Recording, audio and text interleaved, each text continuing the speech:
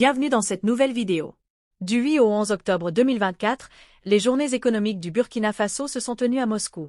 Cet événement a rassemblé les principaux acteurs économiques et entreprises burkinabais sous la direction du Premier ministre Apollinaire Joachimson Kyelem de Tambela. Leur objectif: promouvoir les opportunités économiques et commerciales du Burkina Faso, tout en offrant aux hommes d'affaires des deux pays l'occasion de conclure des accords de partenariat prometteurs. À la suite de cette rencontre clé pour la relance économique du Burkina Faso, Madame Assetou Bado, directrice générale des éditions Sidweya, nous livre un bilan ainsi que des perspectives pour l'avenir du Burkina et l'Alliance des États du Sahel dans un éditorial publié sur leur site. L'adversité à laquelle le Burkina Faso est confronté ne saurait freiner son élan de nouer des partenariats économiques solides à travers le monde. Sous la houlette des plus hautes autorités du pays, cette dynamique ne cesse de s'exprimer d'année en année. En témoignent les journées économiques burkinabais, JEB, qui se sont tenues du 8 au 11 octobre 2024 en Russie. Le gouvernement et la communauté nationale des affaires forment un tandem dans cette volonté de promouvoir la destination Burkina Faso dans le monde en général et dans le pays de Vladimir Poutine en particulier. Il s'agit pour les opérateurs économiques de conquérir de nouveaux marchés et de diversifier leurs partenaires. D'ailleurs, depuis quelques années, certains opérateurs économiques ont exploré ce marché de plus en plus prometteur. D'autres attendent de s'engouffrer dans cette brèche bilatérale pour gagner des contrats pour leurs entreprises. Plusieurs secteurs d'activité sont présents à la vitrine des journées de promotion économique, les potentialités du pays d'un côté et les besoins de développement de l'autre. Des mines à l'agriculture en passant par l'énergie et les technologies. Grâce au leadership du président du Faso, le capitaine Ibrahim Traoré, l'exécutif a entrepris d'offrir aux hommes d'affaires des tribunes d'expression et des vitrines de valorisation de leurs produits à travers le monde. Bien que la Russie et le Burkina Faso entretiennent des relations diplomatiques depuis 1967, le rapprochement véritable n'est affiché à plusieurs niveaux de la coopération que ces dernières années. L'axe Ouagadougou-Moscou apparaît désormais comme une option essentielle dans la vision de développement et de progrès entretenue par le MPSR2. Nos attentes sont énormes, a soutenu le Premier ministre, Apollinaire Joachimson Kyelem de Tambela, qui a conduit l'importante délégation à ces journées de promotion économique du Burkina Faso. En dépit du contexte sécuritaire difficile, le Burkina Faso peut se targuer d'un climat des affaires dont la résilience est saluée de toutes parts. Le séjour de Moscou pourrait donc apporter un autre souffle dans la recherche de débouchés. La dynamique de refondation nationale requiert une rupture de l'ordre ancien des relations internationales et la nécessité de nouveaux partenaires. Tout comme les chantiers déjà envisagés avec d'autres pays comme la République populaire de Chine, les projets en cours de maturation avec la Russie s'inscrivent dans cette nouvelle ère.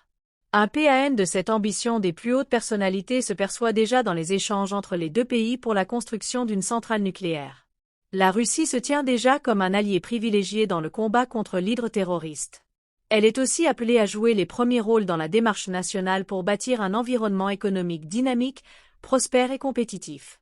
Les fondements d'un partenariat gagnant-gagnant russo-burkinabé sont donc à espérer, car, outre les questions bilatérales, c'est une convergence de vues portée par des regards nouveaux qui est attendue. Autant la Russie peut efficacement contribuer au progrès du Burkina Faso dans des domaines spécifiques et pointus, autant le pays des hommes intègres dispose d'atouts attrayants à présenter à ce rendez-vous du donner et du recevoir.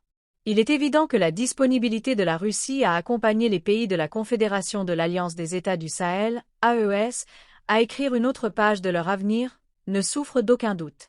Avec à leur tête, le président Vladimir Poutine, les plus hautes autorités de la fédération n'ont eu de cesse d'exprimer leur soutien sur plusieurs plans afin de combler le désir unanime du capitaine Ibrahim Traoré, du colonel Assimi Goïta et du général Abdourahmane Tiani de se débarrasser une fois pour toutes du néocolonialisme et ses travers et tisser des liens basés sur le respect mutuel.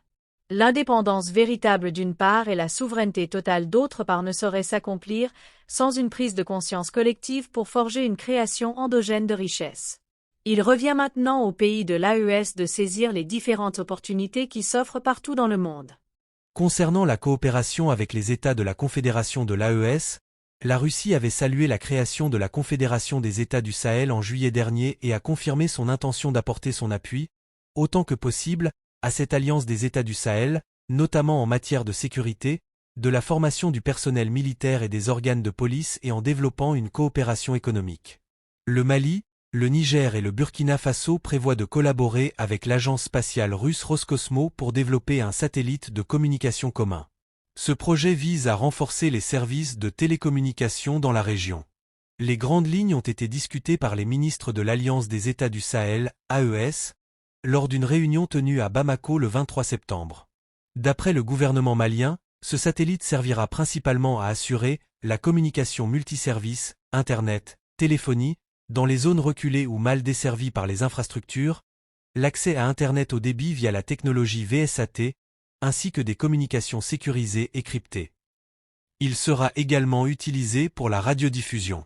Si ce projet voit le jour, il pourrait considérablement améliorer l'accès aux services de télécommunication dans ces 3 pays. D'après les experts, l'Alliance des États du Sahel, AES, offre des opportunités économiques inédites à ses membres. Elle permet non seulement de forger de nouveaux partenariats, mais aussi de redéfinir les relations bilatérales existantes, en alignant les économies de ces pays sur leurs priorités nationales. Grâce à cette alliance, les États membres sont en mesure de négocier des accords mieux adaptés à leurs spécificités et à leurs intérêts nationaux. Cette dynamique favorise également une plus grande autonomie économique et politique, renforçant ainsi la souveraineté des États tout en soutenant la diversification de leurs économies. La diversification économique est une véritable opportunité, car elle permet de développer une économie plus dynamique, intégrée au marché mondial, et d'encourager la création de nouvelles industries. Merci d'avoir suivi cette vidéo. N'oubliez pas de liker, commenter et partager.